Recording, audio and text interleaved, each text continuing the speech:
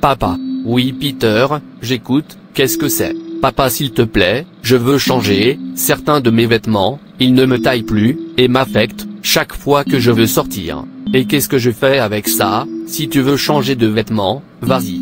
Papa j'ai besoin d'argent. Et je n'ai pas d'argent à te donner. D'accord, prêtez-moi de l'argent, quand ils me paieront, je vous le rendrai. Vous savez que je ne suis pas habitué à vous demander de l'argent, je demande maintenant parce que j'ai un petit défi, donc j'utilise toutes mes économies pour ça, c'est pourquoi je suis fauché, donnez-moi s'il vous plaît, je vous rendrai, immédiatement je reçois mon salaire. Je t'ai dit que je n'avais pas d'argent à te donner, attends qu'il te paie et arrête de me déranger, c'est n'importe quoi. Papa, tu sais que tu as plus qu'assez dans cette maison, mais chaque fois que je te demande de l'argent, tu me refuseras, pourquoi?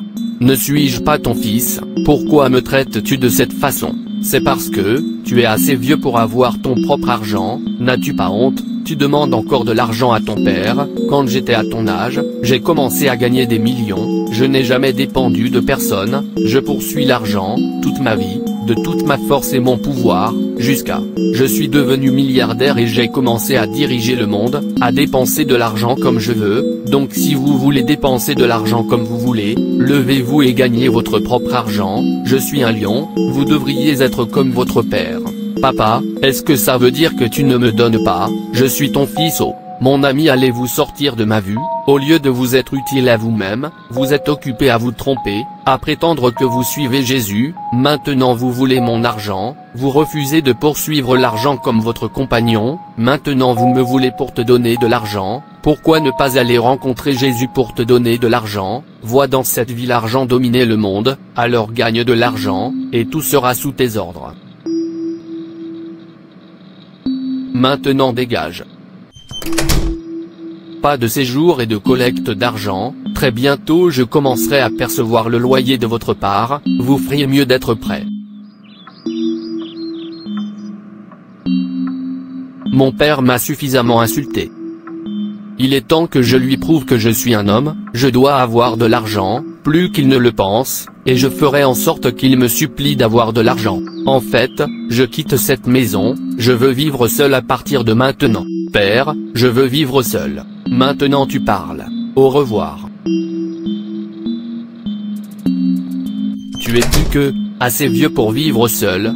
Il pense que je ne peux pas le faire, mais je vais tout faire pour lui prouver le contraire. Argent, je dois te contrôler, en fait je t'aimerai, jusqu'à ce que mon père me supplie pour toi je n'arrêterai pas de t'asservir.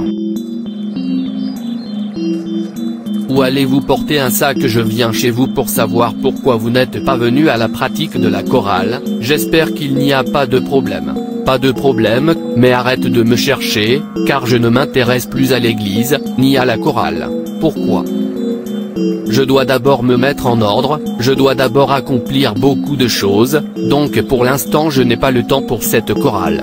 Vous semblez si frustré, avez-vous oublié que Dieu devrait être le premier dans tout ce que vous faites? Avez-vous oublié que notre travail pour Dieu devrait être primordial, dans notre vie parce que, c'est la raison pour laquelle nous sommes sur cette terre, nous n'appartenons pas à terre, nous sommes sur cette terre pour faire une bonne œuvre, c'est-à-dire adorer Dieu en esprit et en vérité, afin de mériter notre vraie demeure, le ciel. Peu importe ce que vous avez ou possédez, vous allez les laisser derrière vous, n'est-ce pas suffisant pour prouver que nous n'appartenons pas ici? Regardez autour de vous, des gens meurent tous les jours, certains d'entre eux sont milliardaires, certains sont millionnaires, certains ont de l'argent et des biens innombrables, mais ils les laissent derrière eux, ces choses qu'ils sont si désespérés d'obtenir, et se vident. Ces gens étaient comme vous avant de mourir, ils sont autrefois très jeunes, forts, ayant des rêves, désespérés de réaliser leurs rêves, essayant de rassembler la terre entière pour eux-mêmes, repoussant la grâce de Dieu dans leur vie, refusant de faire la volonté de Dieu,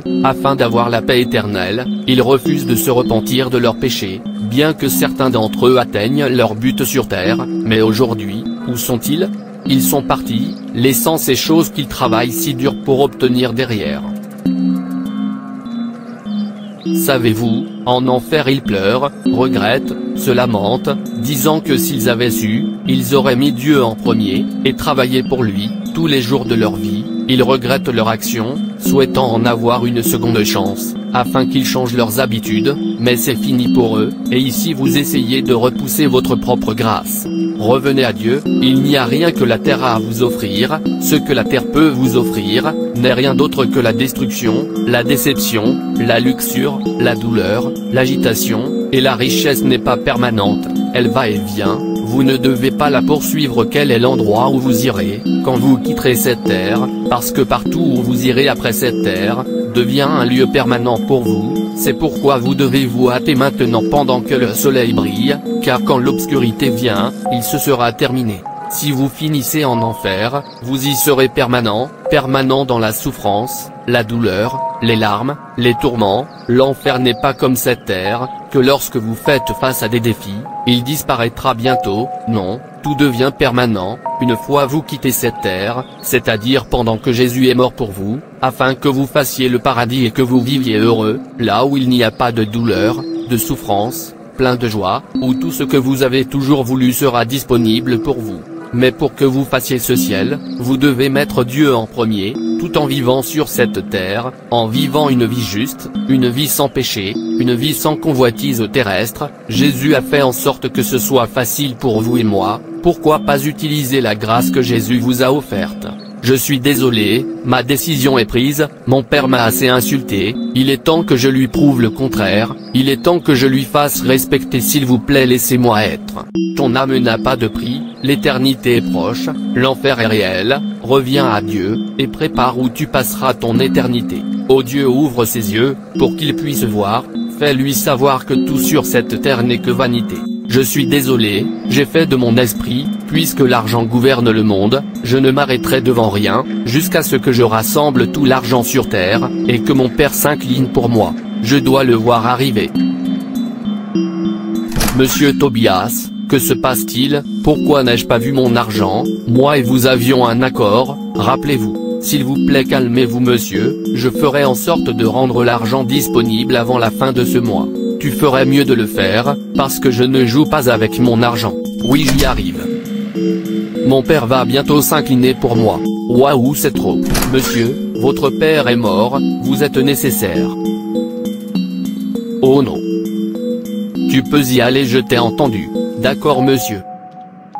Pour que l'homme s'échappe, sans s'incliner pour moi, il aurait dû rester et me regarder le surpasser. Il pense que je n'y arriverai pas, je l'ai déjà fait, et je continuerai à rassembler tout l'argent, sur cette terre jusqu'à je meure, par tous les moyens, quitte à tuer quelqu'un, ça m'est égal, je dois être le plus riche, qu'il regarde de loin. Il a été informé de la mort de son père, mais il a tardé. Quand son père a commencé à sentir mauvais, leurs voisins ont emmené son père à la morgue pour le préserver. Oncle, pourquoi es-tu encore ici? N'as-tu pas entendu que ton père est mort? Quel genre d'enfant es-tu, qui ne t'occupe jamais de son père même dans la mort? Et si les voisins ne l'avaient pas emmené à la morgue, alors tu aurais quitté ton père là pour sentir.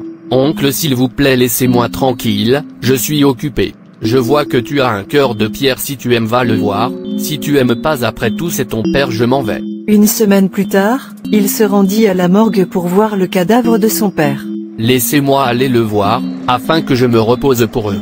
Quand il était sur le point d'entrer dans l'endroit, il y avait une affiche placée à l'entrée, de la morgue dont personne ne peut y échapper. On y lisait: nous étions comme vous avant, mais nous sommes ici maintenant.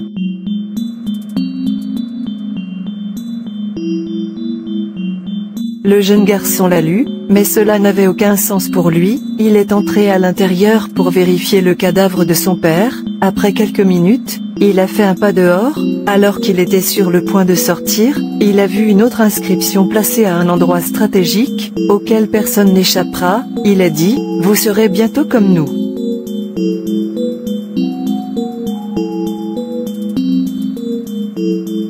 Ce dernier mot a touché son cœur de pierre, et il s'est repenti à partir de ce moment. À partir de ce moment, il a compris que, tout ici-bas est comme un rêve, une vapeur, la vie elle-même n'est pas réelle, comme tout est temporel. Vous serez bientôt comme ceux qui autrefois vivaient, mangeaient, dormaient, marchaient, parlaient, riaient, ici sur terre, mais aujourd'hui ils ne sont plus. Quand il est arrivé au manoir de son père, il n'y avait personne à qui parler. Son père a laissé ses chaussures, ses vêtements, argent, lit, voiture, tout.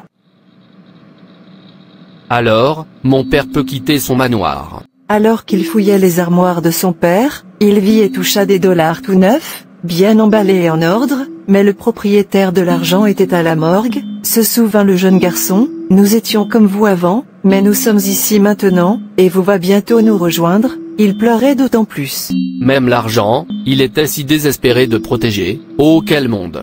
J'aurais dû ignorer mon père et essayer de le sauver, au lieu de perdre le contrôle. Maintenant qu'il sait où il est, il a tout laissé derrière lui. Alors quel est le gain de sa force gaspillée en poursuivant toutes ces choses? Dieu, s'il te plaît, pardonne-moi, merci de m'avoir fait réaliser que tu es tout ce qui compte, sur cette terre, et après cette terre, merci de m'avoir fait comprendre, notre but sur cette terre. Si mon père peut laisser toute sa richesse derrière lui, cela signifie que cela ne vaut pas la peine d'être poursuivi.